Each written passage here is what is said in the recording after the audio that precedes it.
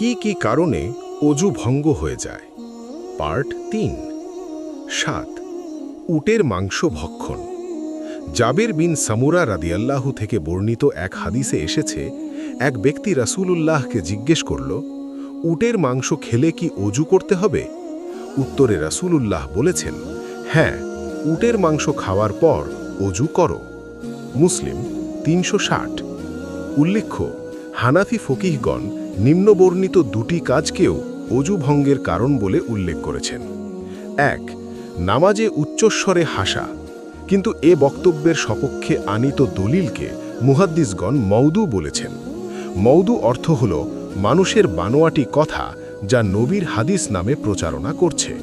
তাই অন্যান্য ইমামগণের মতে নামাজে উচ্চস্বরে হাসলে অজু ভঙ্গ হয় না, তবে এটা গর্হিত কাজ। ২।